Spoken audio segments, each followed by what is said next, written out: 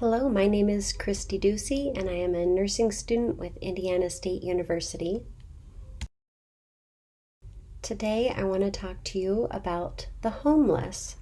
Your learning objectives are to assess the need for housing and support services in cities and towns across the U.S., to describe who is at highest risk of becoming homeless, and to identify ways that you can help end and prevent homelessness.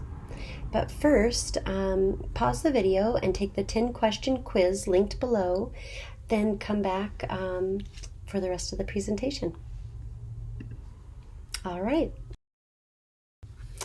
Well, as of January 2020, there were 580,466 homeless people in the United States. This number is broken down further into individuals or people in families, with individuals broken down into the chronically homeless, veterans, and unaccompanied youth.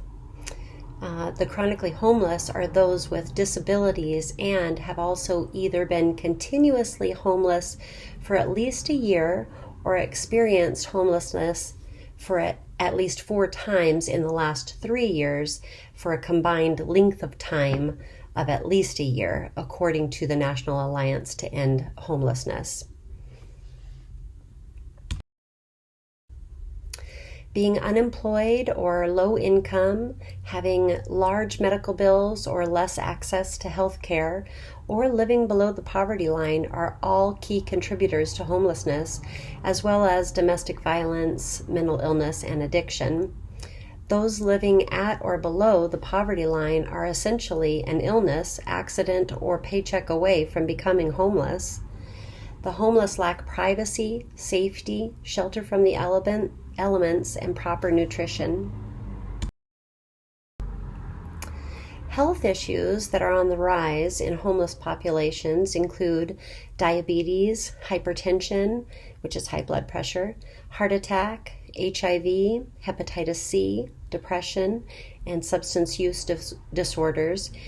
You can see that these all exist in the general housed population, but they are considerably increased percentage-wise in the homeless. Recovery and healing are more difficult without housing, particularly in part to the lack of privacy or clean area to prevent infections, or shelter and nutrition for healing. Healthy People 2020 focused on social determinants of health. Being homeless is a health condition of its own. Those without stable housing live an average of 27 years less than those with stable housing. Housing is a human right. What can we do to help? According to the National Health Care for the Homeless Council, housing is necessary to realize a healthier society. Communities that invest in affordable housing incur lower public costs, they achieve better health outcomes, and they work to prevent and end homelessness. There is short-term assistance available, as well as longer-term support. Those in need can find temporary housing like emergency shelters, safe havens, and transitional housing. There's also permanent supportive housing and rapid rehousing. Shelters can be found in your local phone book or a quick Google search. Many cities have a hotline to call, like 211, that help you find assistance, or the assistance that you need, and proper placement. You can help support these services by donating to local nonprofit organizations that serve the homeless. You can volunteer your time and your professional services to these organizations that are helping the homeless. Like, I'm a nurse, and I can volunteer my time in a clinic to check blood pressures or any number of things, bandage up simple wounds, etc. But I can use my professional knowledge to help those that don't have the money to pay for those services, and would only go downhill and worsen if they didn't find the help that they need. Most importantly, understand that the homeless are human beings and they deserve respect and kindness. Support and encourage affordable housing projects that include rent controls, mixed income buildings, and housing vouchers, but also push for state homeless prevention programs that provide funds and services that help people to keep their homes, keep from losing them in the first place.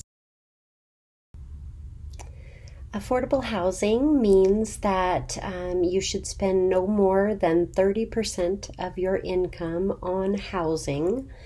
Most Americans right now are spending more than 50% of their income on housing. And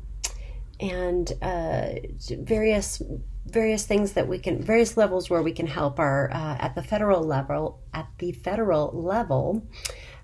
We have HUD, or the U.S. Department of Housing and Urban Development. They award homeless assistance grants to communities that provide housing and services. And then additionally, corporations they're offered tax credits and grants to participate with not-for-profits and community-based groups in building affordable housing. We need some city land, and we need low-income housing tax credits to pay for the supplies needed to build the home, and we need fast tracking on permits and inclusionary zoning. A big thing I found is an issue is building these homes in an area where the people that live there have access to much needed services.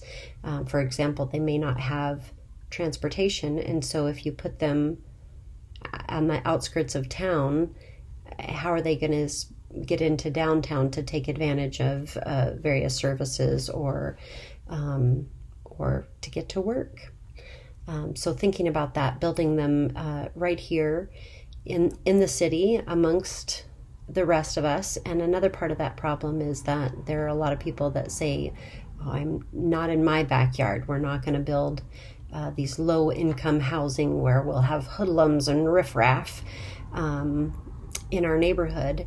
And that is not the case. These people are our neighbors. They were our neighbors, and they just need help because the poverty level is pretty easy to reach when your minimum wage is not enough to account for 30% of your income for housing, and then have food and utilities on top of that.